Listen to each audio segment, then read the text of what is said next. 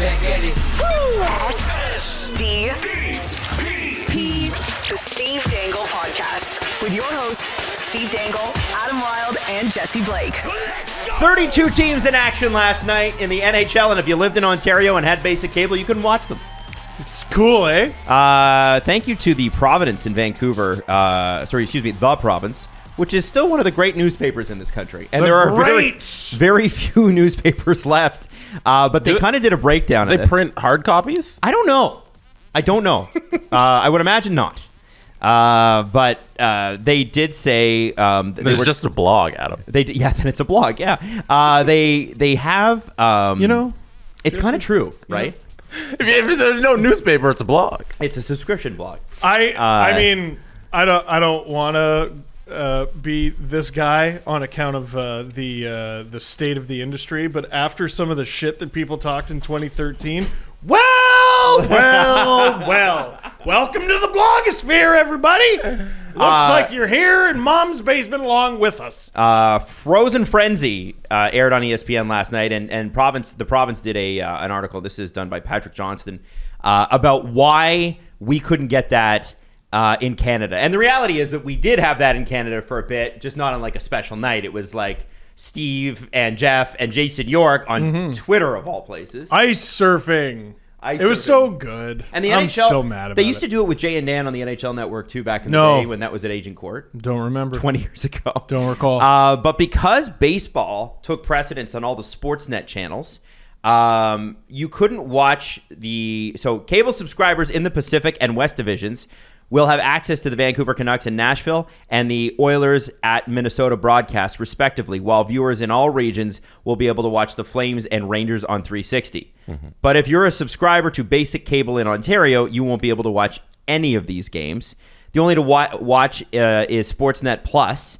But if you're in Toronto and you have Sportsnet Plus, you cannot watch. You had to watch on TSN because it was a regional game. And that's why we don't get the Frozen Frenzy thing in Canada, because for some reason, they didn't do this on a Wednesday night, which is the national night, and Tuesday. They did it on a Tuesday. I don't know, man. And I don't know, is there...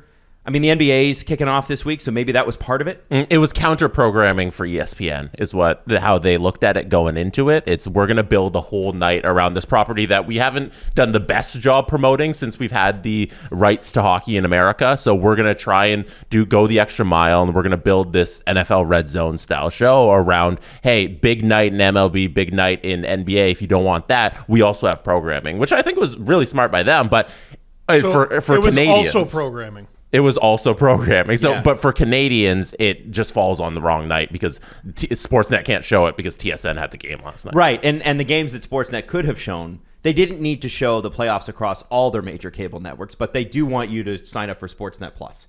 So the way to do that is to put it on 360 so you can't watch it with a basic cable package. I wonder if it drove subscriptions. I have no idea. I don't know how that works. There must be a reason they do it. Yeah, I would think for them. I would think for them if the whole goal is like the executive there, Adam's chief boss at Sportsnet. I'm taking all your money. And he goes down to the underlings and he says, "Hey, even though you have COVID, I need you to work today." Peasants, and like he did with Andrew Berkshire, and he says, "Hey, drive up Sportsnet Plus subscriptions." And they say, "What's our biggest property? Hockey. So let's pull it off of the TV and throw it on the." And by the way, we're suffering out west with Sportsnet Plus subscription, so let's make sure all of them are on the add-on channels, right? Well, that's what I would do if I was an evil businessman. This happened last year with the Leafs-Canucks game, which is the biggest English audience that Sportsnet could possibly have. Yeah. And so the Saturday night game, they didn't want to give it away for free on YouTube, with scumbags like me. So I was doing, I think it was like Oilers Habs instead of Leafs Canucks, and that was the night Marner broke the consecutive points record.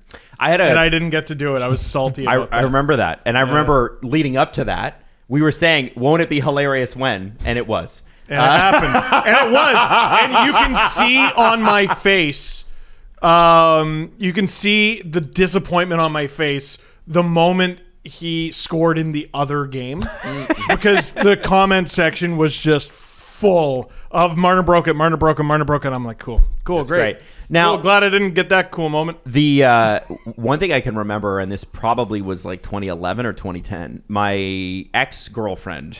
So my girlfriend at the time, it was like 20 or 21 years old. She was working for the Blue Jays that summer, and that was the first year that Bautista broke out in those in the Black Jays jerseys. Who's this guy from the Pirates? He had 50 home runs, and Edwin had just joined the team as well, mid-season trade. And so the team was kind of exciting, right? It was sort of like they weren't going to make the playoffs, but it was exciting that they had a player that could do that. So Sportsnet launched Sportsnet 1, and they took all the September Blue Jays games and put them on Sportsnet 1. And nobody had that in their cable subscription. And of course, there was no app to watch it on back then. So you had to call the cable company, and you had to add the channel, and the channel was like an extra $5 or $6 a month.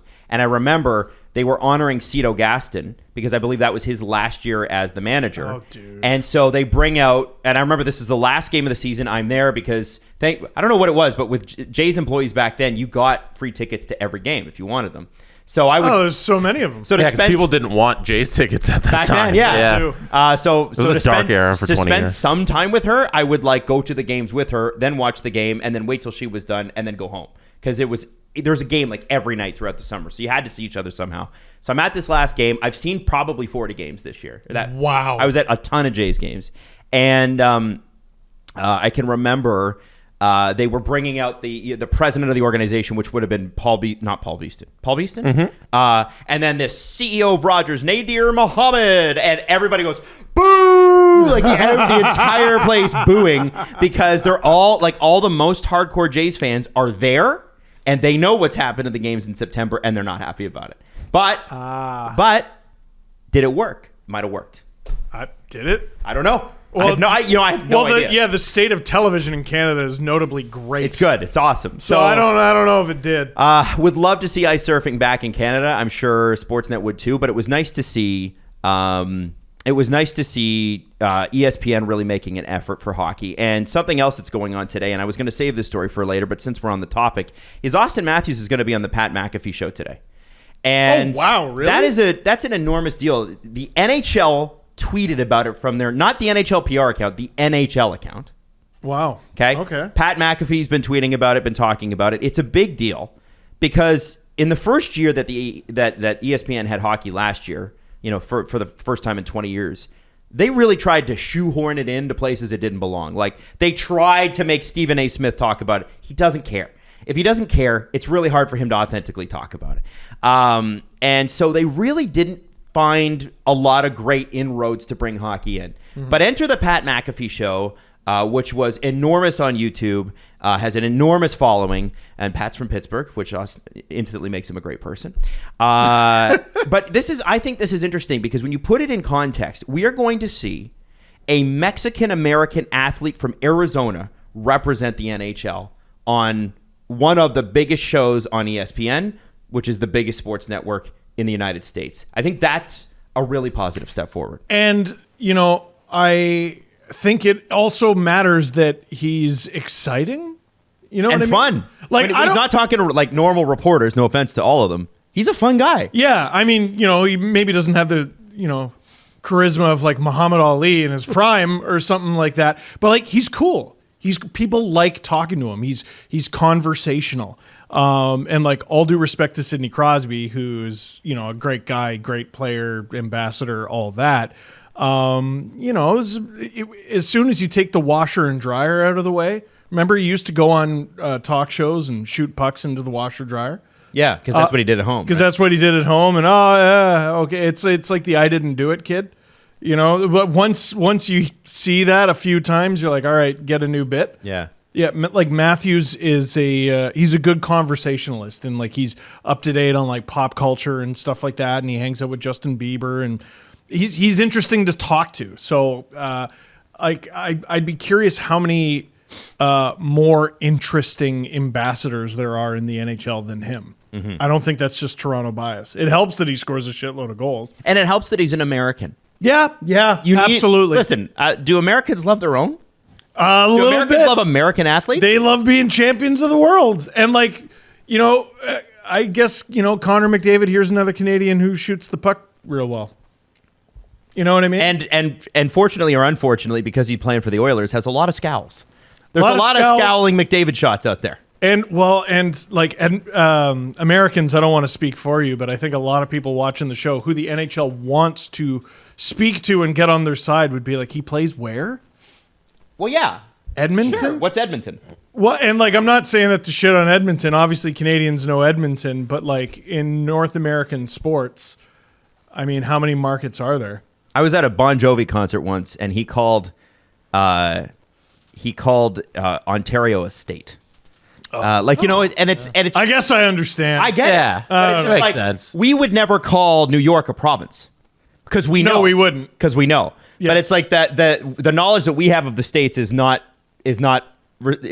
coming back the other way, and that's because we're smaller. I love that perspective. I'd love to get an American's blunt and honest perspective on that, because we're always like, they don't know anything outside of the States. But the brash pushback you often get is, yeah, why would we? Like, oh yeah, we're gonna learn everything about Canada. Why? Yeah, that It's doesn't the size of New York. Who cares? Yeah, there's the same amount of people in the state of California as there are in Canada. And California is a bigger economy. Yeah, They are like the seventh biggest I economy. don't blame them. But if Pat McAfee was smart, he would have on the more personable, higher scoring American, which is Jack Hughes. You suck. I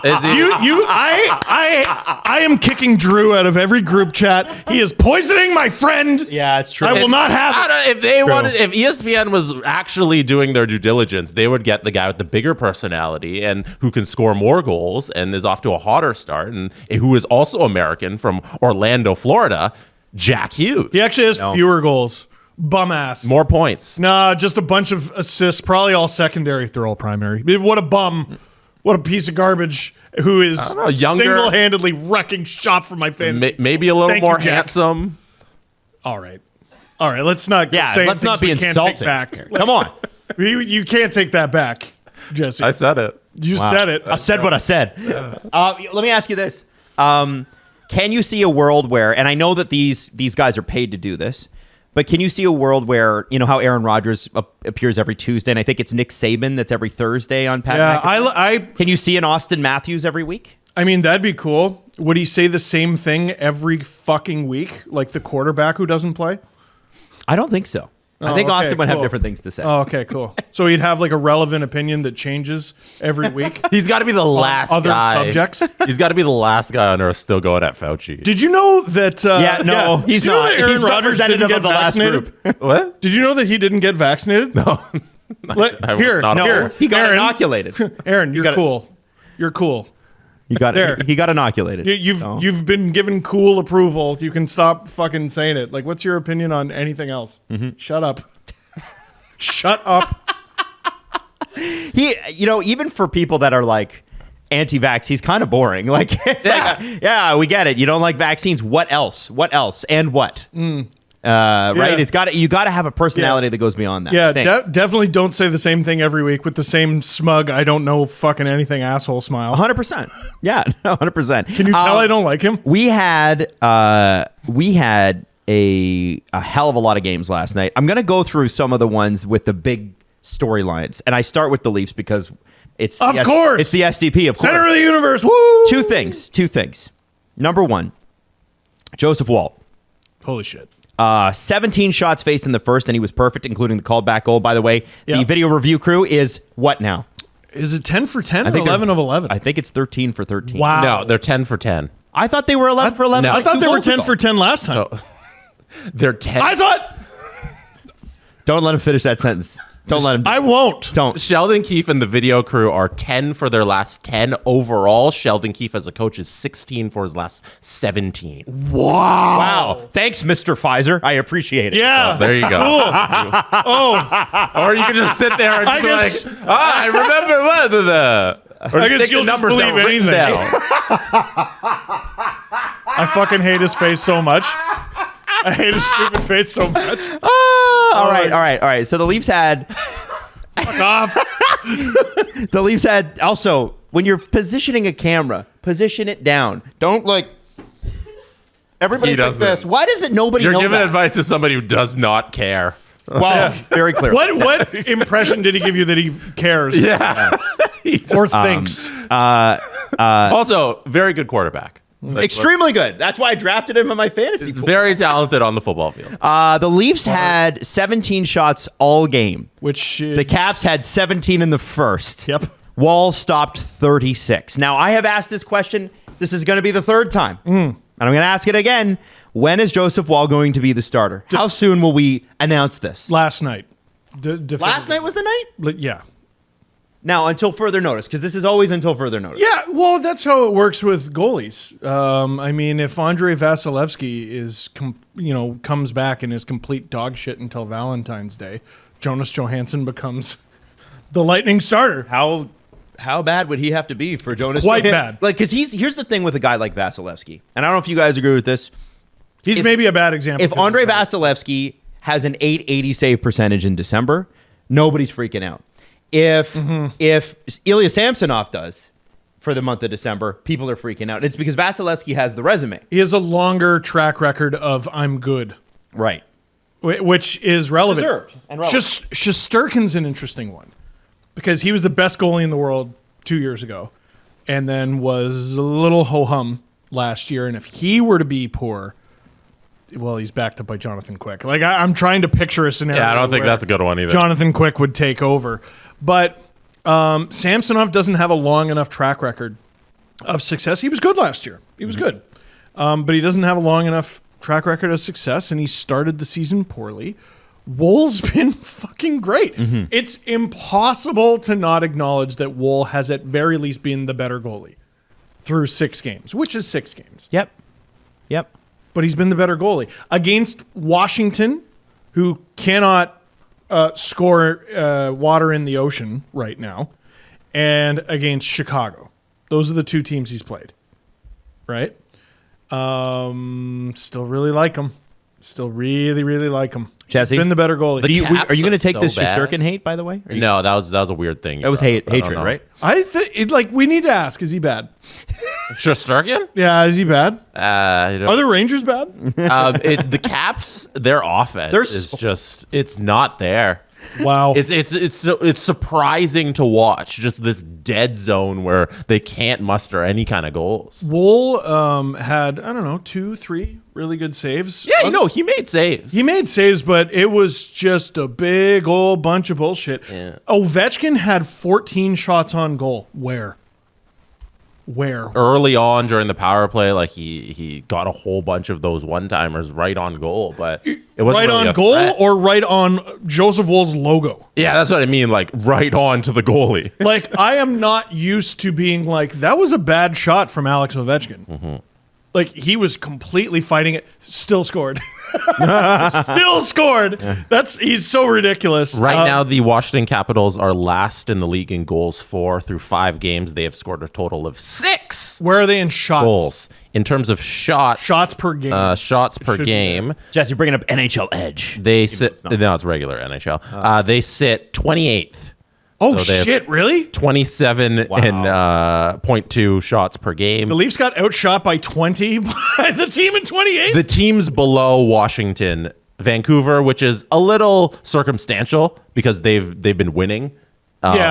Chicago, who's terrible. San Jose, who's terrible. And the Blues, who have just been in the same with the Capitals. They can't score at all. But that's a lot of them moving their defensive systems and then it losing a lot of their offense because they're playing less kind of open hockey. So the Blues are just struggling offensively too. But yeah, the Caps they can't do anything on the offensive side this season. I have a question about their offense specifically, and Ovechkin, who scored both goals last night, even though one of them counted. When Giordano hooked Ovechkin, and it led to the penalty shot, I wanted to give Giordano a trophy because I think when it comes to penalties, I think getting a 2-minute penalty is worth way more than getting a penalty shot, especially for a guy like Ovechkin. And I don't know what his career shootout thing is, but I have to be honest, he's not a guy that scores that way. Well, okay, what has been more successful for him? The power play, where he scored his 300th power play goal, which is insane. 300 Power play. 100. How many players in NHL history have even reached 300 goals of any kind? Like, it's a difficult mark to hit. Yeah. What is more dangerous, him on the power play or him in the shootout or on a penalty shot? Easily without it's even power looking at the numbers, it's him on the power play. So this is what I'm curious about this in the NHL. This is a very bizarre rule because if I were to hook you in the neutral zone, I'm going for 2. But if you skate past me, and you create a scoring chance, you're going to get a one-on-one with a goalie who's got a clear look at you the entire way. Mm-hmm. I think you should have the option to decline the penalty shot. Mm-hmm. And yes, I agree. You want the numbers, Adam? Last night they had it on the broadcast actually because it was a historic penalty shot from Alexander Ovechkin. It was the 13th of his career, which ties him with Vinny Lecavalier for most ever all time. Vinny Lecavalier? In terms of penalty shots, and out of those 13, he has scored twice. Wow! So it's a good trade for 2 Giordano. for 13. Oh my God! 100% of the time. So here, let me expand on your idea. I agree that teams should have the option to decline the penalty shot. I think they should call more penalty shots. Like what I saw there. That's fair. If you had the option to decline, maybe they would. Well, maybe they would. It's like the offside thing. They're calling fewer because they're like, just let it go and we'll figure it out after. Yeah, we'll figure it out on video replay and it'll change the game. Yeah, like calling a major penalty. You can review any major penalty. Just call everything a major penalty. Yeah. Go check it. Yeah. Go check it. Yeah. I love when refs go, relax. I haven't made a decision. Relax. No, like they're you see them. The players go, what the fuck? And the ref goes, dude, I'm gonna look at the screen. Relax. I don't know either. I don't know. But with like the goaltender interference last night, there are so many situations where, like, if they had called that a goal, I'd be like, yeah, I don't know. What the fuck? Like, who knows what goaltender interference is these days? Guys in the net, I don't know, might be allowed. But it's the same with a penalty shot. It just changes like the winds. I have no idea what is a clear breakaway, what is, he was a little at the side. I would like to see them call more penalty shots, especially if it's paired with your idea of you have the option to decline it. Because now that we have the number, I feel even more strongly that Washington would prefer the power play. Now, the NHL sucks for this because the reason that they're not allowed to, I can tell you, is nobody would ever call a penalty shot. Yeah, because it doesn't make sense numbers-wise. Numbers-wise, you'd never do it. No, unless it's like there's 30 seconds left in a game. And it's Kirill Kaprizov, and you're like, hey, I want to give my fans something fun to cheer for, and we're upset. No, like, because maybe there's not enough time to set up. Like, if there's 10 seconds left, that's what I'm thinking. Like, there's 10 seconds left in the game. There's not enough time to do a power play. So you're like, I'd take the penalty shot. Well, I mean, there's another possible rule adjustment I would have. The Leafs took a penalty with like 12 seconds left or whatever. You would continue the game. No, it was the Blackhawks with, I think it was less than 20 seconds left in what was at the time, I think, a 1-goal game. And I'm like, well, I mean, of course they did. You take that trade every time. Yeah. There's only 20 seconds left. Who gives a shit? But then you would get the defending team keep taking penalties to extend the game and try and score shorthand. Yes, there would definitely be some Roger Nielsen shenanigans going on. That is exactly the sort of thing he would have taken advantage of. So I'm not sure. You should have the option. It makes so much, because it's a penalty. Like, that is what the infraction is. You committed a penalty on the ice. Why does this one be a penalty shot and the other one is a power play? Like, you should have the option to have a power play. You would, like, if I'm Mark Giordano in that situation, I'm going to the ref. It was clearly from behind. Give him a penalty shot. Yeah. That should be a rule. That's a veteran move. The other thing I would say is the 2-minute penalty. Like, maybe a lot of people would say, well, okay, if no teams take the penalty shot, right? Then there goes the excitement in the game. And I would argue that a 2-minute penalty is more exciting for a longer period. Yeah, it's a tuning driver. Like, in terms of, like, if you look at it from a broadcasting perspective, it's a moment where you go from leaning back to leaning in, no matter what side you're on. It adds drama, 100%. Because, like, I was about to say, like, well, McDavid would take the penalty shot, and then I was like, wait a second, no, he wouldn't. No. He's on the Oilers, and their power play is He's one of the greatest power play scorers of all time. But imagine a situation where the Oilers have the best power play in the league, and he goes, no, I'm taking the penalty shot. And then he scores it. What a fucking, like, just general he seems like. Or what if he misses? And then he seems like an idiot. Yeah. I think it's a little bit more intrigue. And if nobody takes the penalty shot, maybe that is a clue to everybody around that the penalty shot's kind of dumb and the power play should be what's happening. Yes. Like maybe we should just lean towards, hey, if everybody's picking this, maybe the other thing shouldn't be an option. A penalty shot is not the advantage people think. No, it's really not. 2 for 13, one of the greatest scorers, going to be the greatest goal scorer of all time. 2 for 13. And because that's not how he scores. Yeah. If it's a penalty shot, you can pick anyone on your team. What do we think of that? I don't hate that. I don't. hate Ryan that either. Reeves has a breakaway. You're hooking him every time because who cares? Yeah. No, anyone on the team can take it. Yeah, I remember when I was playing house league hockey against our social manager Justin Fisher back in the day. Goon. There would be in house league, like for those of us that had played at a higher level, there was like they would spread you out among the teams, right? Because there was players who were beginning and then players like us who could skate. And we were on the select team and did the traveling tournaments and stuff. And I remember Justin beat me wide once. Like we're both defensemen, and he was on a rush and he just turnstiled me. So I turned around and I was on my knees, like broke my ankles. It was embarrassing, and I hooked him around the ankles and brought him down. Oh no! Because I knew there was no penalty shot. And I knew his team wasn't going to score on the penalty, so I took my 2 minutes and we were fine. Love that. But he didn't get a shot away, and he was like, "You fucker!" He's like, "That was a really good idea." But that's sort of the way you got to play the game. Anyway, the other question I had about this game, and then we'll move on to some other stuff, is $10 million going to be enough to sign William Nylander? I mean, is it going to be enough? I mean, like we were talking preseason, 9.2, 9.3. He's been pretty good, man. Listen, it's the same as it always was. He's either going to take less to stay here, he's going to walk, or they're going to trade him. Now, they're not going to trade him. No. He's fucking unreal. No, why would you trade him? Right. So, like, even though you could get a king's ransom, I mean, you could also get that for Austin Matthews. Like, you're not trading your best players just because you can. So, they're not trading him. So, he's either out of the goodness of his heart going to take less and stay, or he's going to walk. And it is what it is. Like, I'm not going to spend the whole season I'm still going to ask the question. Guys, is $2 million or $10 million enough? Steve, I got a proposal for you. Give me. For you specifically. I think you're the guy who can parse this through and determine whether it's a great idea or not. Got it. A swap. A swap. Ooh. John Tavares for William Nylander. And all you got to do is suffer through 1 year of pain. John Tavares' contract comes up in 25-26. He makes $11 million. William Nylander makes $6.9 million, which is roughly $7 million. Starting at the 25-26 season, John Tavares starts to make $7 million. William Nylander makes 10-ish, somewhere in there. Everything's figured out. We're the same place we were in 23-24 if we just suffer through 1 year of the 24-25 season where they both make an obscene amount Which of money. is probably what they're thinking, right? So, Steve, They're probably going to try. what do you think of the Swappy Doodle do? I mean, first of all, never call it that again. I'm really uncomfortable I with think that. that's what we call this little move that I don't know if I JT like it. and Willie are making. Jesse, you figure out how to spell that. That's the title of the show. That's the title of the show. Swappy Doodle Doo. Brandon Brittam walked into Dubas's office and he said, "You know what, Doobie?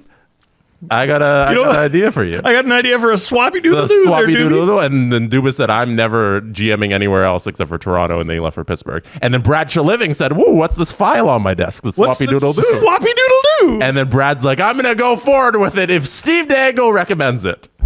What do you say? Listen, if you're able to... You're so fucking weird. If you're able to pull something like that off... Yeah, I mean, why wouldn't you do it? It's kind of funny because if you look at their salaries, you go, yeah, one should be making one and the other should be making the other.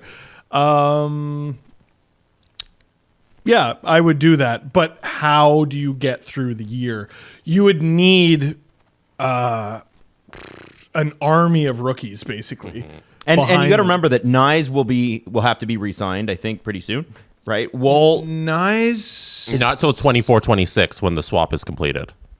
24, 25. 25. Or, sorry, 25-26. And what about Woll? I know he's making like $700,000, which Woll is makes Same that year, this 25, year 26. and next. Yeah, you're good.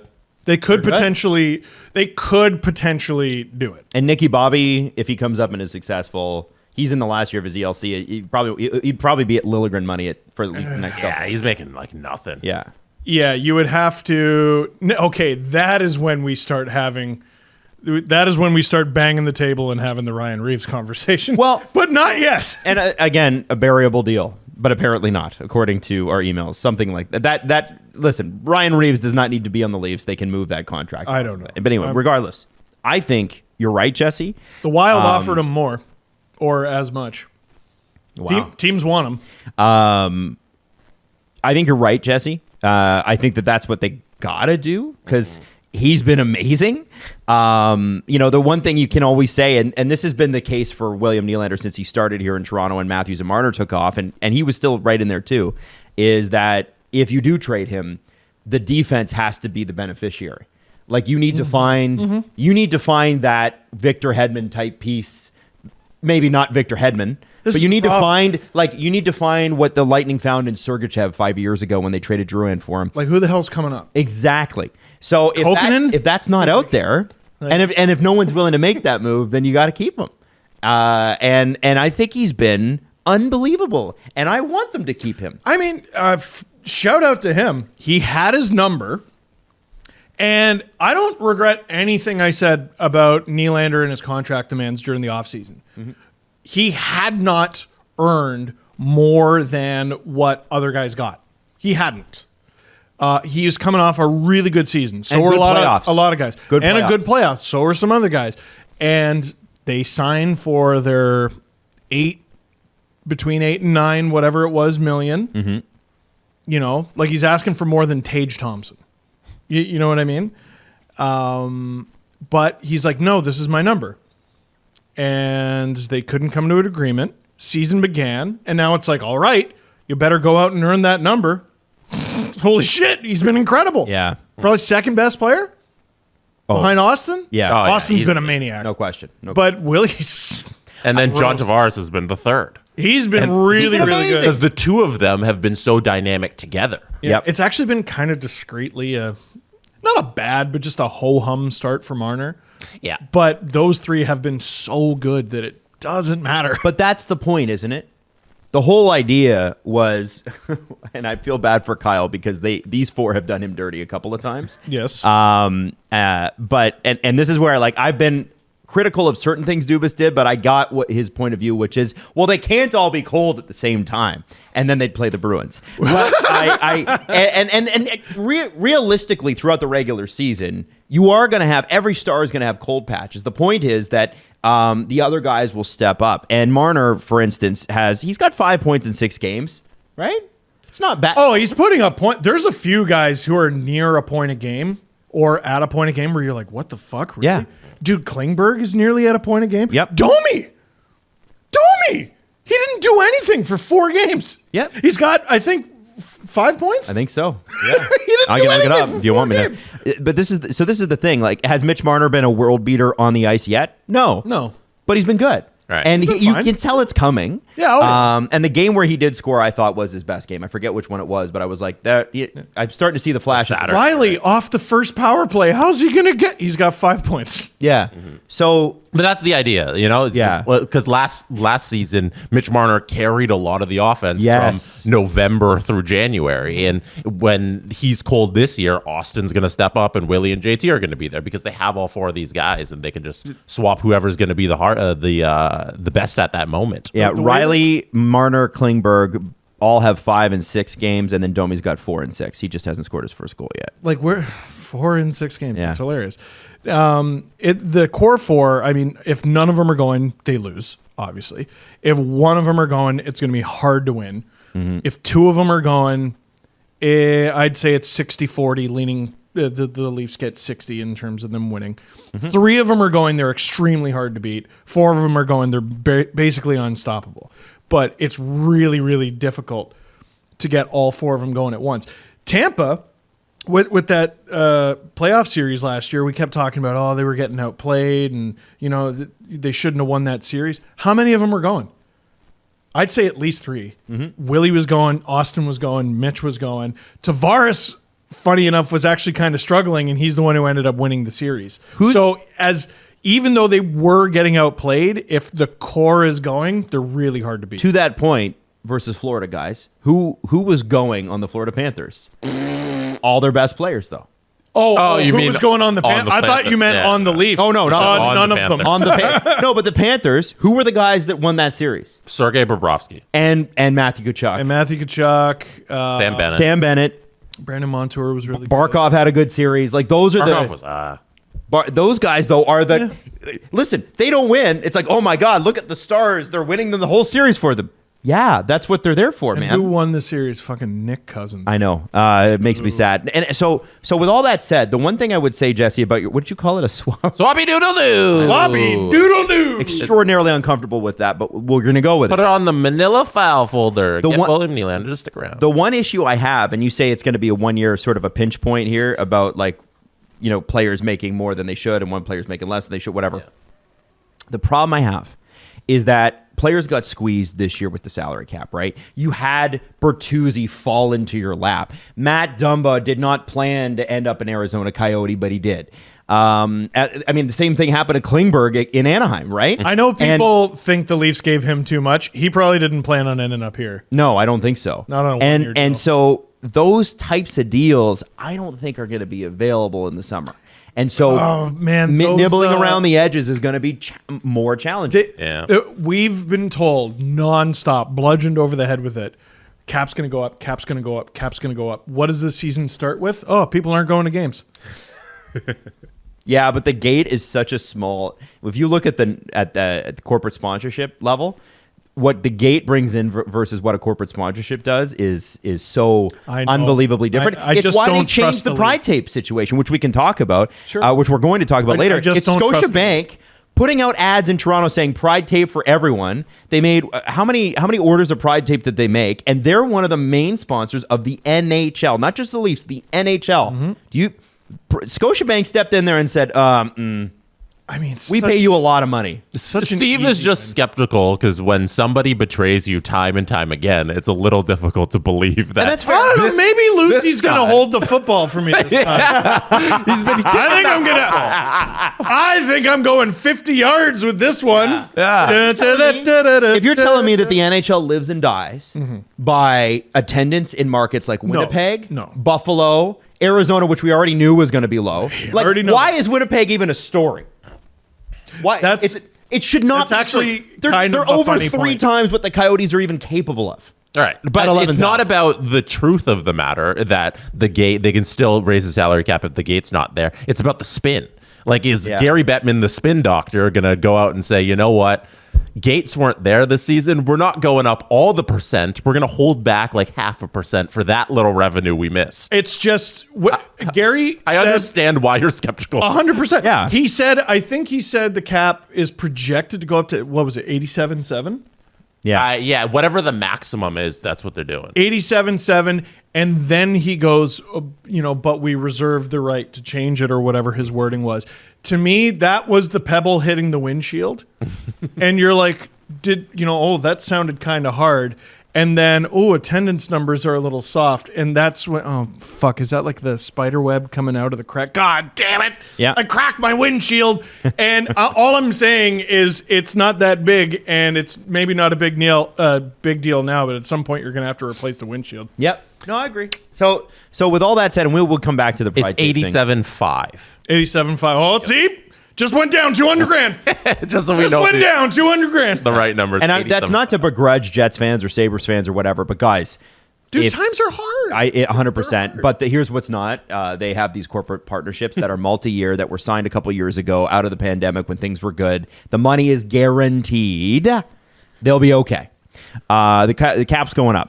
Today's video and audio sponsored by SeatGeek on the STP. Show?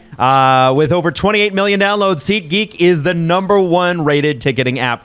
Jesse, Steve, what's the next event you're going to? Ooh, the next event. Let me guess. It's the Wiggles Live. hockey game in Sweden. Oh. The Wiggles actually recently came to Oshawa. We missed them. Oh, I can't believe Yeah, it. we Jesse, saw what about them you? last Probably a Leafs game. Or maybe Raptors game, because tickets are probably a little cheaper because they're probably not going to be as good this year. Yeah, so here's the thing. SeatGeek puts all the tickets across the web in one place. Each ticket is rated on a scale of 1 to 10. So if you look for the green dots, green means good, red means bad. And every ticket is backed by their buyer guarantee, and at SeatGeek, which is the only site that lets you return your tickets ahead of the event with swaps, which is kind of neat. Wow. Yeah, That's so kind of cool. So basically, you guys, I came through for you here. Okay, for your next event, You? me, Personally? me, Adam Wilde. You get seats in his suite. Use my code, SDP, not yours. Wow. Not yours. My code. Your code? SDP for $20 off tickets at SeatGeek. That's $20 off your first purchase with the promo code, my promo code, SDP, but not Steve and Jesse's promo code. Stands for super duper person. And make sure you click the link in the description to download the app. This show is brought to you by, in part, BetterHelp. Now, BetterHelp is one of those places that you can go. There are many places you can go to find online therapy, but BetterHelp's one of the interesting ones because you get matched with somebody very quickly. Usually when you make the decision, okay, I think I need some help, you're already at a point where you're probably past you need it. You know what I mean? It's sort of like water. Yeah. If you're thirsty, you're already dehydrated. Yeah. Yeah, and it is a little like that. For people that haven't tried it before, I always find that it like takes them. It has to be really bad for them to try it. And the truth is, life doesn't need to be that bad for you to try something like this. And for you to see massive benefits. We're talking about solving problems and creating boundaries with your family and friends. We're talking about how to manage your day, something that I kind of struggle with and therapy actually helped with was how to manage a schedule. Because I was terrible and late to everything and still mostly late to things, but sometimes on time. Why are you looking at me like that? No, it's me. I was looking at you like that. You were looking at me like that. It also helps with not taking things personally that aren't meant to be. So here's what we want you to do. Sounds like the two of you should have a joint code, you know? Maybe the both of you get on this. We're just going to get BetterHelp here and get a therapist together. We're just going to have to get in one of those dust cloud fights from the Looney Tunes. So here's what it is. BetterHelp helps you with your brain, and it'll help you regulate things and help you learn a little bit about yourself too. You can do it over text. You could do it on voice call. You could do it on phone call, whatever you're more comfortable with. And if you don't love your therapist, if you're not connecting, it's okay. They can match you with somebody new pretty quickly because you got to vibe with that person. So make your brain your friend with BetterHelp. Visit BetterHelp.com/SDP today to get 10% off your first month. That's BetterHelp, HELP.com/SDP. Now, I want to say this. I think it's good that the Heritage Classic is coming up because it seems like the only way the Flames or Oilers are going to get a win is if they play each other. Okay. Both teams, we're going to start with the Oilers losing again. Now, McDavid's not in the lineup, but it's still a pretty good team that you called a Stanley Cup contender, and I don't think a lot of people disagree. They scored 4 goals. You score 4 goals, that should be an attainable win. They scored their first goal in the third period of the season. Yeah. And they allowed fucking 7. It is the Edmonton Oilers' worst start since 2017. I never, ever, ever would have called this. That's a season where they went 36-40. That was coming off of their second round defeat at the hands of the San Jose Sharks. And that, I believe, that Todd McClellan didn't even get fired that year. It was the next year where they brought in Ken Hitchcock. Jack Campbell. Okay, so that you guys saw the replay of the Jack Campbell save? Yeah. Here's the thing about that save. I don't think the puck was going in. It was still spectacular, but I'm pretty sure if you look at the overhead angle, it wasn't going in. I hate when people point that out. Why? Because it's true. I'm on Steve's side. You guys would both do that. It was a great save. Did you know they also pre-play in wrestling? Shut up. Let me enjoy it. I like the cool enjoy it. It was acrobatic. It was great. I like the flippy doodle doo. Right. What was the Marc-Andre Fleury save where he ended somebody? Nick Patan. Nick Patan. Yeah, I thought that was going in. The thing was he wasn't going in anyways. I mean, technically, we don't know if any goal is going in, or we don't know if any. Right, but that would mean an even better storyline. If it wasn't going in, that means Nick Patan missing it ended Babcock, who refused to play him. Did you know the Undertaker's not really dead? Answer the question. Wait a second. No. Answer the question. He dies and then he rises up and floats out of the coffin. Did you know the Kane's not really his brother? Did you know that? But they're the same height. I know. They had to. They had to be. No. Who could give birth to kids that big? I mean, it had to have been the same couple of people. Yeah. Yes. I'm just thinking that you should know that because why? Because you should know that because you ought to know. All right. And remember that wrestling show we saw where the guy tried to dig out his opponent's eye with a fork? Yeah. Yeah, that wasn't. He didn't try to do that. He's not currently sitting in 51 wait a division second, waiting though. for his trial. But when you took a slap to the chest from Eric Young this summer, no, that was real. that was real. Yep. But you're Yes. telling me wrestling's fake. Oh, I'm not. I was very careful about using that word. I did not You're telling say me fake. it's not real. I'm I telling you they're didn't tell fudging you- the details, and yet you were on the ground on all fours. I believe it's real. Fucking hurt. bullshit. That hurt so much. guys. When Vince McMahon tore both of his ACLs, That was real. happened. It was even worse. It was his quads. Tore Both quads. That was real. By the way, that's why I'm pretty sure that's why Kawhi needed rest because he tore his quad, didn't he, in San Antonio? No. Wasn't it I a don't know quad what tear? the injury was. It was some It must have been crazy a partial tear. I don't know. Dude, that is still one of the most surreal videos I've ever fucking seen. crazy. Yeah. Now It's one of the most craziest It's one of the craziest sequences of events in wrestling history, and none of it is a work. That all happened. That Couldn't shit work happened. that. You couldn't make that up. no. You couldn't the Batista Cena going over the rope at the same time. You could not have possibly Cirque du Soleil choreographed that. There's no way. Anyway, sorry. Give him credit. He stayed in character. He's he's screaming bloody murder at people, sitting on his bum because he literally ripped apart both legs. If you haven't seen it, go look it up. Make that your YouTube for the afternoon. Yeah. Vince McMahon tearing both of his quads. I will give him credit on one thing and one thing only, and it is that. Beyond that, fuck that guy. Yeah, But- no, Oh, fuck that. We're not guy. saying he's a good person. but, He's an awful guy. yeah, no. He's an awful human being. He's just And his horrible. mustache. Fuck his mustache. Let's have a look at this. Okay, so we've got the Oilers and Wild, and with 2 minutes to go in the first period, Warren Fogle scores. cool. Oilers are up 2-1, and it looks like they're going to go 2-1 into the intermission. That's got to feel good. Except Ryan Hartman gets a goal with a minute to go, which is always a killer. So you got to question. You got to go. Okay, you're going into the dressing room. You're like, we were gonna get all the praise from Jay with his weird stand-up stance, with his where he pops his butt. Hey, no. I love it. I like it. I like that. You know the Jay Woodcroft stance. Everybody knows what I'm talking about. But then the Oilers do this. They come out in the second period, and Warren Fogle, again, 32 seconds in, they're up 3-2. Next And they- man up. And they hold it for the entire period. So you're going into the second intermission, and you are up 3-2 against the Wild. What happened? And then in the third period, and it starts with Ryan Hartman again. Man, who knew it was the title bout between Fogle and Hartman? I like Hartman. in the Wild. I do too, but Yeah. you would think Draisaitl, Kaprizov, right? No, yes, Going goal for goal. 100%. Ryan Hartman again. Then Matt Zuccarello 5 minutes later. Then 4 minutes later, Joel Eriksson-Ek, and they are down 5-3. And then Evander Kane scores. Oh, okay. Oh, there you go. All right. And then Hartman again. Oh, And then Marcus you got a Foligno. hat trick? Yeah, Marcus Oh my Foligno. God. And it's 7-4. And I don't know what you can say here. This would have been, I don't know. I'm fudging the future here, but this would have been their biggest win for the remainder of 2023. Just in terms of what it meant for their season. It's your first game. I think it's their first game without Connor McDavid, right? Yep. Since It he is. got injured, you're 1-3-1 heading into the game. I Yep. think. Just 2-3-1. Just the ability to stop the bleeding a little bit would have been so huge. And not just that they lost, the way they did it, it just feels like another opportunity for it to get worse. I last show I kept saying mid-season arrives early. And I didn't realize that it's just a bastardization of a much better saying from Yogi Berra, where he just says it's getting late early.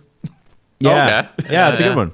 And there's that one stat about if you're I think it's 5 points out of a playoff spot by November 1st, your percentage of making the playoffs is 5%. November 1st? Yeah, it's November 1st. Or is it American Thanksgiving? American I think it's Thanksgiving. American Is it American Thanksgiving. Thanksgiving? But even so, It's Oh, a yeah. little. November 1st would be a little.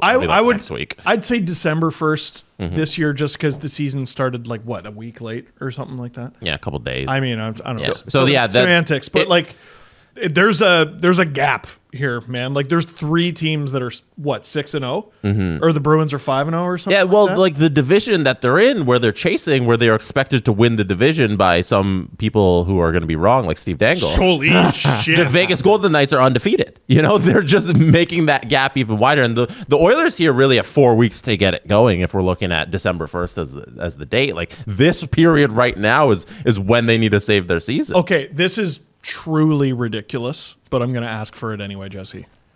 How far out of a playoff spot are they? I had it. No, hold This on. is- I got it here. I got it. No, don't look, Jesse. Don't look. I already know because I did it on Sunday. Okay. So I just add 2 points to So it. here's what we're gonna throw. I'm gonna throw this at you, Steve, because I have this. Okay. Where do the Edmonton Oilers currently sit in the NHL out of 32 teams? Oh, out of 32 teams, they're probably 27th. The answer is 31. Oh shit! Who's worse? There is Sharks. only one. Okay. yeah. All right. Oh, sorry. I won't weigh in. And the Don't worry, I would have guessed The that. Sharks have 0 wins. They're the only winless team. They have an overtime loss point, so they have a .83 points percentage. The Oilers have a .250. And the interesting thing about what you brought up there, Jesse, is if you start the season, like they always tell you in school, the hack is your first month or two in school, whether you're at university or high school, whatever, is the stuff that you do is pretty easy. Right? Like they're kind of warming you up. So if you can get as close to 100% on those projects as possible, you can kind of take it and be just okay the rest of the way and end up with a good mark. Right? The Leafs started one season, I think it was 94-95, lockout short year, 10-0. Then they went 93-4. 93-4. Yeah. They went 500 the rest of the way, and they were squarely in the playoffs and one of the league's best teams. Yep. They were 500 for most of the year, but they won 10 in a row to start a year, and that's what... Rode it like a pony. So here's the thing with the Oilers, and I have no doubts that they can do it. But the problem is when you get to, and again, we're only 6 games in, but you get to 10 games in, and you're in that position. You get to 15 games in. So those first 15 games, you now have to balance those out the remainder of the 60-something games that are left. So you're forcing yourself to play you're at a 250 points percentage now. Now you got to play at a 750. Yep. You're not, and unless somebody else falls off like the Knights, which I don't think they are, how do you catch them? Here's another way to look at it. Remember the year the Leafs got Phil Kessel? They started 0-7-1. 07 and fun. That's right. 0-7 and fun. And he was out with a shoulder surgery. right, and he never missed a game again. Never missed a game again. Literally never missed a game again until this year, I guess, if you want to split hairs. It's unsigned right now, so Unsigned. the streak still goes until I he's think on a it's fine, team and he does not make the lineup. It counts, right? Yeah. No, the games don't count, but his streak hasn't ended. Streak hasn't ended. Okay. Sitting at home like I am an Iron Man. So 0-7-1, the Leafs win their 9th game because of a hat trick from I have no idea. Nicholas Hagman Oh, I like nice. Hagman. in Anaheim. Okay. Hell yeah. So I say all that to say the Oilers are 3 games away from being that bad. That's wild to If think. they lose 3 more games, they will be 1-7-1 like the Leafs were after 9 games the year they finished second. What was last. that year? That was 2010, right? 2009? 09-10. Leafs roster. I'm going to look it up just to give you an idea. Wait, well, you're in for a treat. Okay, so Kessel still led the team in scoring, even though he missed the first. yes. I don't even know how long. He missed 12 games, and he still got 55 points. So 70, 70 games, he had 55 points. Then you had 30 goals. Kaberle, Ponikarovsky, Stajan, Kuleman, Grabowski, Hagman, Stempniak, Bozak, and Jason Blake. Those were the top 10 scorers for the Leafs that year. Do any of those players get into the Hall of Fame outside of Phil Kessel? Fuck, like no. No, of course, Close. of course not. Right? The Oilers have a Hall of Famer right now playing, Draisaitl. and obviously McDavid's going to be back in the lineup, and things are going to change. I know it's going to turn around for the Oilers, but the question here is not whether the Oilers are good or not. We know they're good. How long and how big of a hole are they going to put themselves in, and how great of a comeback story is it going to be if they go and challenge for the division? I think Ken Holland should be calling the Red Wings every day. About a goaltender? Literally, like, okay. What? I was wondering this to myself. Uso? Well, they're not going to get Uso, obviously. So I was thinking to myself, would Reimer or Lyon be either their best goalie or second best. I mean, it'd be hard to not be their best. Like Alex Lyon got the Panthers into the playoffs. Man, Right. oh man. But- But still, like, I don't know. He was signed for like what, $1.5 million? Yeah. There's But no like reason they can't for carry 3 forever. There's no reason for the Red Wings to trade away from their roster right now when they're on the opposite end of this. They're unreal. Where They're they're doing on so absolutely well. on fire. It's funny for the goalies because I guess they're going to be like, well, the checks still come on time. Yeah, it's fine. All right, yeah, As long as this is I'll working. play 20 games and collect the check. On Sure. the note of Ken Holland and on Adam saying this team is good, we know they're good and they're going to get it going. We don't know that they're good right now because it seems like the defense is the biggest problem with this team, and the defense might just be so bad that the offense can outscore it. What changed? Goaltending. One thing that did change going from this last year to this year is they did change their defensive system, and it seems like the entire defensive core can't go from they're playing they used to play man to man, now they're playing zone. Julian McKenzie actually did great work in the Athletic on this yesterday. I think it was that article came out. Fantastic stuff. Go read it. Julian's always doing great stuff. So they're really slow to get up to speed here on this new defensive system, and there's so many holes on the defense that they might just not have the guys to perform at this level. And I think that falls on Ken Holland here. I don't think this is Jay Woodcroft at all. I don't think it's the offense, which is like, well, without McDavid, it's not the best, but it's still a great offense. The defense is lackluster. The goaltending sucks. And if you're Ken Holland and you have Connor McDavid and Leon Draisaitl and you can't build a roster that can get you in the playoffs and win a Stanley Cup, you are one of the worst GMs of all time. Also, you signed the Campbell contract. Yeah, you did the Campbell contract, which is an albatross and just awful. And he's got to have one of the worst GM tenures ever if you can't win a cup with Leon and McDavid. It's a crime against the NHL. That's how good Yeah. they are. That's like 2 Final Four appearances. And we're like, what a shitty job he's done. Yes! Because he didn't get Leon and Connor. That's a good point. When did he become... Because it was McTavish with McDavid. Yeah. Oh. Chiarelli didn't even... No, McTavish got the pick. Yes. He was replaced by Chiarelli by the draft. Oh, man. But McTavish, remember how thrilled he was? He's like, great, we got him. And then they're like, bye. Ken Holland was GM of the Edmonton Oilers since May 7th, 2019. And they've been better. They're way better than they were under Chiarelli. Yeah, but look at the team right now. I'm going to He's acquire done a the bad Leafs. job. I'm going to get Barry from the Leafs and Ceci from the Leafs and Brown from the Leafs and Hyman from the Leafs and Campbell from the Leafs. I think I think they had another guy. Too. I think he's done a the Leafs. horrible job with roster Leafs. construction. Brown, right? Did you say Brown? I said Brown. Okay. Yeah, Didn't they have McKay? I hope for a they while? get Reimer so they get another former Leaf. Yeah, do it. Screw it. No, I think you're bang on, Jesse. It's here's the thing: the Ken Holland legacy rests so much on what the Red Wings did in the first decade of the 2000s. What do we call that? The 2000s? The 2000s. Yeah. The 2000s. And then there's the 2010s and the 2020s. Yeah, Okay, there you the go. 2000s. There you go. It rests on players like Lidstrom and Yzerman and Shanahan and all the guys that did do some great things in that decade. They really were preposterous. But then, what have the Detroit Red Wings done since then? Like I told you, the Detroit Red Wings have not played a Stanley Cup playoff game since Mike Babcock was the coach. Ken Holland was the GM for a good chunk of that. I mean, And from 2014 to 2018 at least. what Holland did with that Red Wings team is he helped bring in the next generation and had them, I guess, indoctrinated. Would that be the word? Initiated with the current generation. Mm-hmm. So Yzerman, not so much Fedorov, Lidstrom, all them. Datsuk, Zetterberg Got came in. Datsuk and Zetterberg come in. I'm trying to think of Chris Chelios was on that team. Johan Franzen. Yeah. He was so underrated.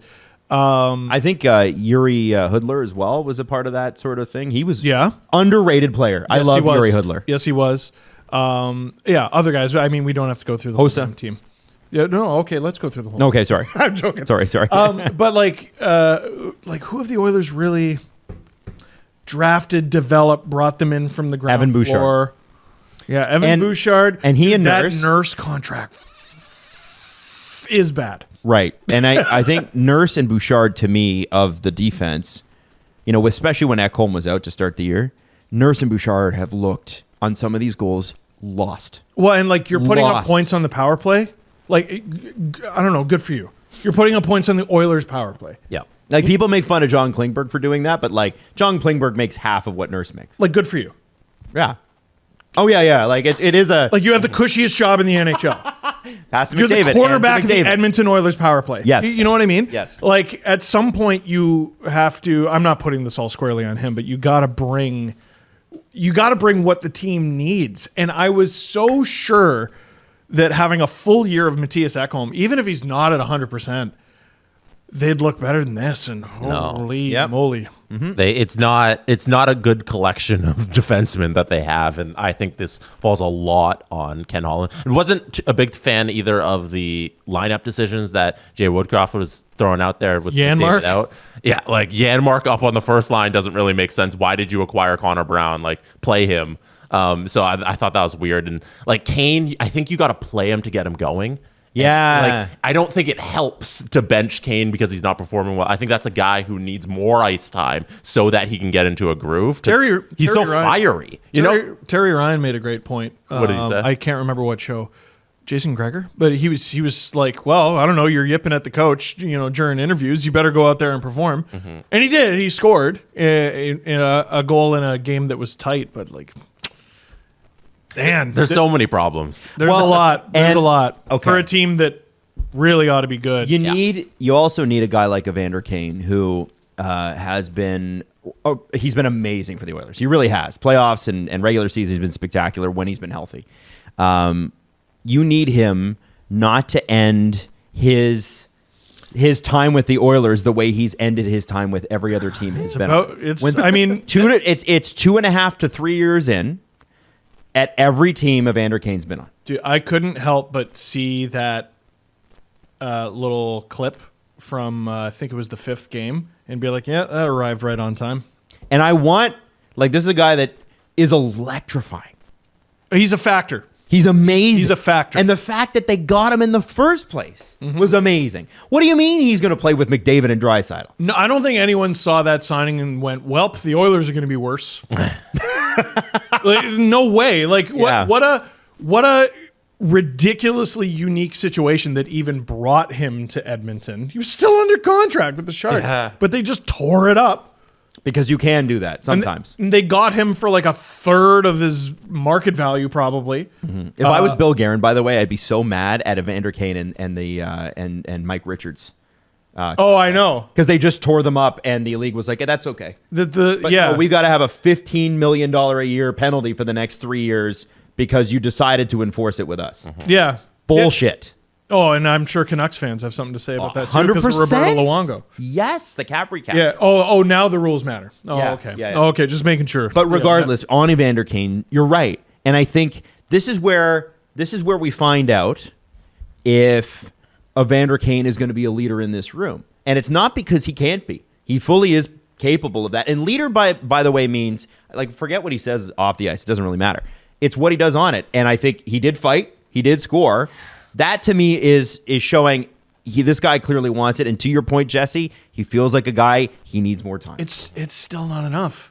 Yeah. He held up his end of the bargain. He scored in a tight game. Yeah. They gave up 7 fucking goals. Yeah, you can't win like that. You need a save. Yeah. You need a defensive stop. You need something, anything. They've got a save in like 2 years. Dude, stop the puck from... That's not even true because Stuart Skinner made the All-Star team. Oh, yeah. And then turned into a pumpkin. Mm-hmm. Is Cam Talbot the best goaltender of the McDavid era for the Oilers? By a country mile. And they gave up. He played 73 games. And they gave up on him the next year. He had one bad year, and they said, "Go fuck off." To I don't even remember Minnesota. I think they sent him to Ottawa. Didn't he end up in Calgary? I don't know. He's been so many places. I know he's been so many places, and to be fair, like it's not like he's been awesome ever since. He's had like 1 or 2 pretty good seasons. Mm-hmm. It really shouldn't be this hard. On the Calgary Flames, before you move on, please. I'm gonna all the comments that have gone on for the last couple minutes yelling at Adam Wild. Red Wings fans, I'm gonna do you a favor. Adam Wild, your stat is incorrect. What's Jeff Blashill won a playoff game with the Detroit Red Wings in 15-16. They were knocked out by the Tampa Bay Lightning in the first round. So it is not Mike Babcock who won the last playoff round. Well, or the Blashill era is the one that people really remember. Yes, he did. He played in the playoffs one round, one time. He is the most forgettable coach since the 80s for the Dead Wings. I think they were so bad in the 80s. Nobody remembers except for Yzerman. I think Red Wings fans are smart enough that they'd be like, Adam's wrong, but he's Not that mad. It He's, doesn't matter. he's right. He's kind of right though. He's right. I mean, do we have a 15-minute segment booked to talk about Justin Hall? Oh God, We probably ought to. I mean, you mean? I'm sorry. First off, Hall of Fame. Put some respect on his name. That's NHL leader in plus minus Justin Hall to you, sir. Even though he was healthy a couple More times. like Justin Norris. Hall Norris. the context that nobody likes to talk about in that stat, in the graphic that was thrown out, is that Justin Hall has been a very good plus minus player throughout his career. Yes. In the last 4 years, he was plus 15, plus 14, plus 16, plus 13. Look at that. Like he did this consistently with the Leafs. Check out those playoffs. And nobody ever talked about it. Also, he's bad.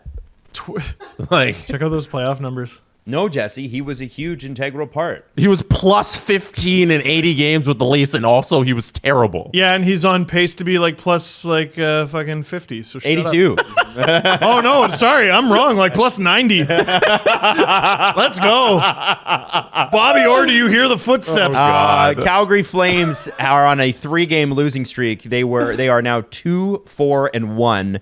And if you look at the goals they let in, like, here's the thing. It wasn't that Calgary lost. It was how. It was 3 goals within like a few minutes of each other. They are a top 5 backbreaking goals team. Yeah. Just backbreakers. The Blake Coleman goal was great. But it wasn't within it was within 5-6 minutes. So Lafreniere's redirect, he's got 3 goals, by the way. And then the Kreider and Gustafsson goals within a minute and a half of each other. Eric Gustafsson makes $800,000. I'm so sad. Why? Well, all he does is put up like 40 points a year and sign for league min. Like what's going on? Why didn't we keep him? What's going on? He went to unrestricted free agency. The highest scoring defenseman on the Leafs. $800,000. No one's that bad at defense. Come on. No. Holy shit. I feel bad for Markstrom, man. It just especially that last one, it kind of squeaked through him, and you're like, oh. The third goal was the killer. They were in it when Kreider scored. They were not in it when Gustafsson did. I feel bad for him too, but like the schedule doesn't stop for anyone. You need to save. The Buffalo Sabres crushed the Ottawa Senators on Craig Anderson night.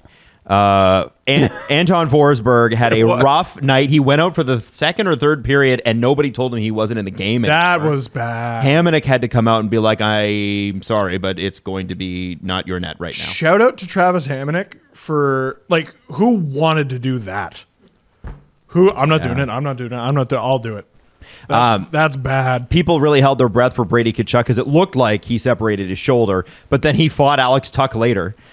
Shoulders are so weird. Because you can pop them back in and keep playing and get the surgery done in off-season. And like I've heard it, and it was incredible pain, and then by nighttime it was fine, and then 3 days later it's incredible pain. And yeah, my dad used to pop his shoulder out all the time. Yeah, I mentioned that where he was petting the dog and his shoulder fell out, like it got that loose. I hate the story. And he said as soon as you get the shoulder back in, the pain just subsides almost immediately. He said your ankle is the one that really sucks. Sens made it interesting. And by the way, Tkachuk did get an instigator penalty, and that's an automatic 1-game suspension, but the Sens are appealing it. And the update from Garriock today is that the NHL has arbitrarily decided not to enforce that rule. What? Actually? Yeah, well, that's the report. That's not been confirmed, but Garriock said this on his Twitter account. Sources say the NHL's Department of Player Safety has informed the Sens there won't be a 1-game suspension for Brady Tkachuk, and Coach DJ Smith will not be fined for the incident late against Buffalo. It will be up to the officials to decide if the instigator is erased. That I don't understand. Well, on top of the instigator, he bounced Tuck's head off the ice like a basketball. Bruce said the spirit of the rule is to avoid teams from turning the last 5 minutes into a fight fest. That wasn't the case in Ottawa. Now, you look at this. The first Brady Tkachuk punch where Tuck goes down is part of the fight. The second one where he's on the ground on the way down. I mean, man. It's accidentally on purpose. Both Tkachuks are masters at that, and so is their old man. So with the instigator being removed, I get it because Tuck was a willing combatant, and I don't think Tkachuk should have received an instigator penalty there. Like, it was a hard hit, and he stands up and he's like, "Fight me!" And then Tuck's like, "Yeah, I'll fight you." Sounds good. Yeah, I think like that's okay. I guess I get it. But it's also shenanigans because in the rules it's automatic. Listen, the rules are automatic. Yeah. Why? Okay, then don't call it automatic. Right. Well, this Simply don't say it's automatic. So it's subjective. Yeah, 100%. I've brought this up before, but Clarkson years ago got 10 games automatically for leaving the bench, except for several times following that players left the bench for a fight and had their suspensions reduced. I think Paul Bissonnette, he left the bench. I want to say it was rescinded to like 3. Oh. Based on how come? And with no disrespect to Paul, the role that Clarkson was supposed to play with the Leafs is a different role than what Bissonnette was supposed to play with the Coyotes. He also, he didn't leave the bench for a fight. He left the bench for a cuddle. Because it was a grab. He just cuddled him. What's wrong with a cuddle? Fire DJ, as in DJ Smith, is trending on Twitter almost every night now. My question to you, when you watch the Sens guys, do you feel like you're seeing a team, like there's unquestionable talent? And I think they've got good goaltending, too, on a good day. I don't really see a problem with their lineup. I don't either. To me, it's a systems issue, and I think Sens fans may have a point. I have never seen, and it's in Toronto, too. DJ Smith was the nice guy to Mike Babcock's insanity in Toronto. He was a good middleman. Right. He was the guy that the players could talk to. I have never seen in DJ Smith's time in Ottawa this team outperform its talent, ever. And that's usually when you have a good system in place, right? Well, like I'll give Babs credit. That year that the Leafs finished last, they should have been way more last. Yes, like they were. That was the best last place finish I've ever seen. And they were garbage. Intentionally been bad like them, right? Mm-hmm. And so the systems worked for the team that was there. My question with DJ Smith and his coaching staff is, I'm not seeing the system bring the best out in those players. You look at the start Alex DeBrincat has had. Now Brady Tkachuk's incredible. Should DeBrincat have been the second winger on that side? Absolutely. But I'm sorry, guys. Like at a certain point, we got to look at the coach and say, you might be the common denominator here. With a healthy Josh Norris, having a center right wing 1-2 punch of Stützle, Tkachuk, Norris, DeBrincat. Mm-hmm. How many better situations are there in the league? Well, you didn't get the healthy Norris. You didn't get the healthy Norris. You got the emerging Shane Pinto. I mean, he played a game and then he scored 2 goals. Shane Pinto. Who's Adam? Why are we talking about guys who don't even have a contract? Year. Talking about last year. Oh, I know. Yeah. And you got Tarasenko this year. He could score. On the third line. This is what I'm saying, right? Tarasenko has been, there's been more to desire from that guy so far. I think it was Graham Nichols on Twitter was like, all right, like, sure, you can have the opinion of fire DJ Smith, but I don't understand how you do that without also firing Pierre Dorian. And holy shit, is there a team in the NHL, maybe even more so than the Edmonton Oilers? Because like they're not talking about firing anybody. Is there a team who mid-season has arrived for quicker than Ottawa? I would say Edmonton Oilers. Yeah, but we're not talking about we're all sort of like, they're going to get better, right? Mm-hmm. Sure. Ottawa's like, GM might go, coach might go. Yeah. And the fans are, I don't remember hearing a Fire Woodcroft chant, although, I don't know, tune in next week. You never know. I just think DJ Smith has got to adjust his systems for this team to get the best out of it because he's got the talent now. So when they didn't have the talent, they should be defending. When they didn't have the talent, saves. I got it. Yeah. They have the talent now. So I don't get it. And like with that game last night, it was 5-1, and the Sens climbed all the way back into it. So we know that they have an ability to score in bunches there. They've done it. It's just about getting those stops early on and not getting to that point when you got to score 4 goals. And Anton Forsberg wasn't great, obviously pulled in at that second intermission when he was on the ice. But like the defense isn't great either. It's a similar problem with the Oilers where they can't like clear up in front. They can't play a good system. And if that falls on DJ Smith, then I think that's his burden. Correct me if I'm wrong. So all 32 teams were in action yesterday. Only 2 of those teams got the benefit of having to play a team that played the night before. Yes, because there's 2 games on Monday. Right, and Ottawa was one of them. Mm-hmm. They got to play. They got the luxury of playing a tired team, and they got mopped. Yep. Not good. Yep. Not good. Now, the question yesterday before all the games was, did Travis Dermott change the NHL forever? And I guess. Listen, so the NHL won't give him the credit because apparently this was in the works before he wore the tape on the ice. It was announced. I don't doubt that. After consultation with the NHL Players Association and the NHL Inclusion Coalition, players will now have the option to voluntarily represent social causes with their stick tape throughout the season. Brian Burke, longtime NHL executive and LGBTQ advocate who previously criticized the league's ban on agent provocateur, let me throw that out there, praised Dermott on social media, celebrating the decision. He said, "Great news for the hockey community today. Congratulations and thank you to all who made their voices heard in support of inclusion in hockey, especially the courageous Travis Dermott." Now, we know that Scotiabank was very involved in this. They bought all the Pride tape. They put up all the bus ads. They were all over the place in Toronto. And they've always been about that. And they're a huge, huge hockey media spender in this country. Mm-hmm. We'd love for them to work with us at some point. But I want to say this. This is sort of, it's so funny that we got to this place that the NHL should have just naturally come to. And it speaks to me, the NHL head office's inability to let people do their jobs. They hire people. Bill and Gary and all their support staff know that they're from a different generation. Mm-hmm. They don't necessarily understand how to market to today's youth, clearly. So they hire people. They have a head of inclusion. Yep. They have the NHLPA to go with. Yep. They've got young people on staff. Apparently, the NHL New York's a really fun and exciting place to work. I believe it. There's a lot of people on their staff they could have asked about this before sending out the memo, the rushed memo that banned Pride tape. And I find it funny, and I'm glad that we got here. Mm-hmm. I want to say that. But I do find it funny how much these guys would much rather make a mistake and have it be their mistake than rely on the people that they hired to do this particular job. Gary Bettman is a business lawyer. Uh-huh. He cares about expansion. He cares about making the lawyers. He cares about making the owners money and the lawyers. and protecting the game and whatever. That's what he cares about. and probably all the lawyers that represent the NHL. Yeah. And Bill's the same. I don't expect them to be brilliant on social causes. I expect them to hire people that are and take their advice.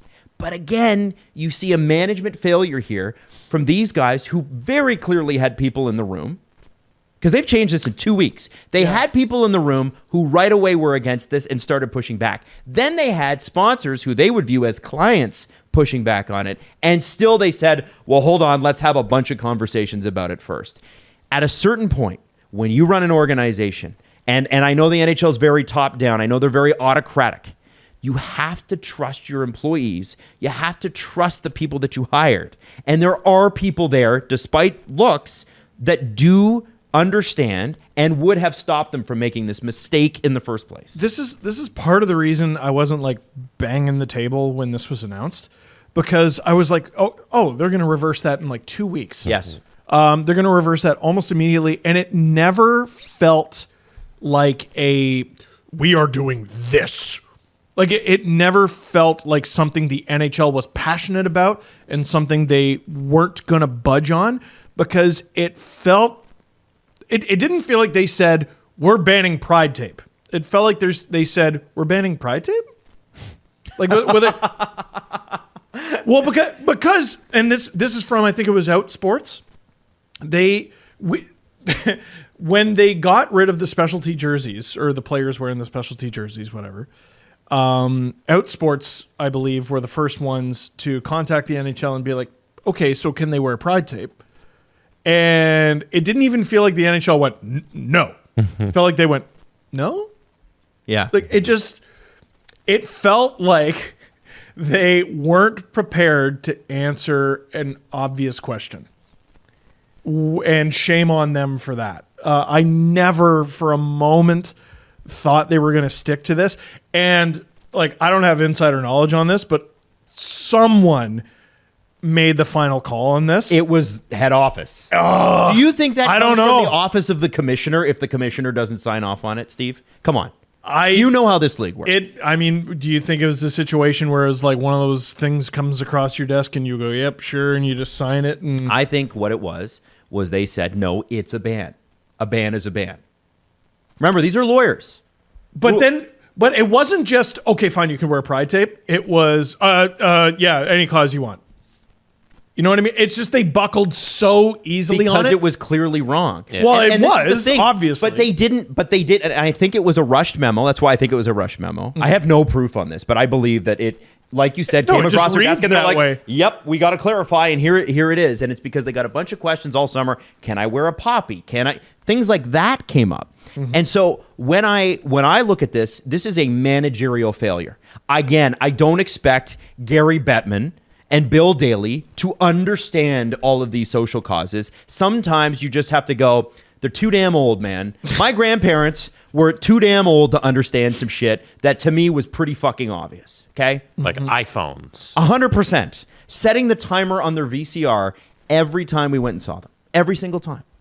Not hard. So I don't expect Gary and Bill, who are both in their late 60s, I think, to understand all this. But I do expect them, if you're going to be the commissioner and the deputy commissioner, to hire people that do and take their advice.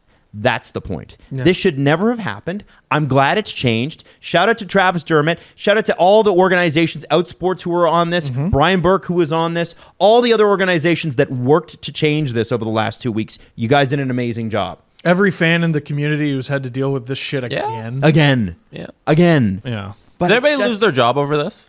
You think internally? Of course not. Because the guy who could lose their job over this, the guy who made this decision, is the guy that makes or breaks the job. Gary? He'll fire himself? I think there's a scapegoat here. I very obviously don't know who it is.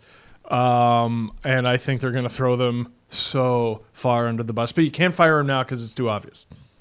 They're not going to do that. I don't know. What a just a PR nightmare for the league that was entirely unforced and avoidable. Yes. And when did they announce the reversal?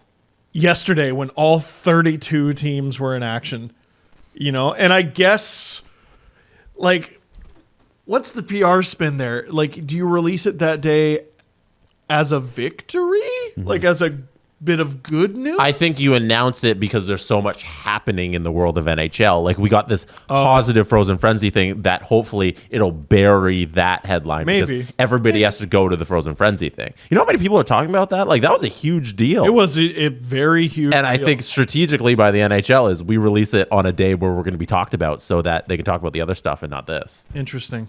I did get a chuckle out of the tweets from people. So they announced the reversal of that, and also that they upheld the Rasmus Anderson suspension. And people were like, Jesus, Gary was right twice in one day. Yeah. Is he feeling all right? The league has confirmed, by the way, just a few minutes ago, that the Tkachuk suspension has been rescinded, and so has the fine. So, I guess the referees didn't feel upon replay that he deserved an instigator penalty in the moment.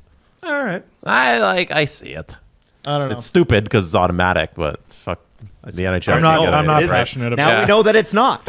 That's great. Any automatic suspension from now on, I'm going to say, I don't think so. Also, the Sens... You can appeal an automatic suspension? Okay. The Sens would have just, because of their cap situation, like, I'm not saying this to be a dick, they would have had to just play shorthanded. Yes.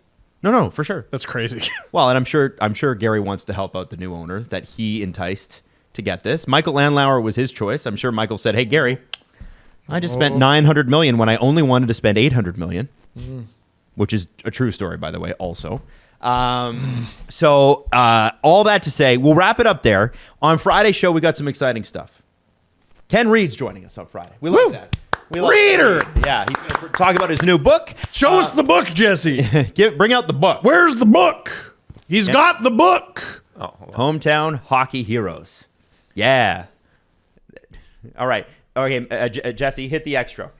I want you to hold that pose the entire extra. Here, which Hit button it. is it? I'll push it. All right, I'll there. hold the book. All right, There Jesse. you go. All right, Jesse. Let's see if he can hold it in Tableau. Hold it in Tableau. Ken Reed. There it is. Keep going. He's holding it in Tableau. He's even got the eye thing right. Oh, he didn't broke Tableau. You can't open Tableau. I wanted to hit Tableau is to hold it. Damn it. Come on, Jesse. Whoppy dooby doo. The Steve Dangle Podcast. Follow the guys on Twitter at Steve_Dangle, at Adam WYLDE, and at Jesse Blake. Connection complete.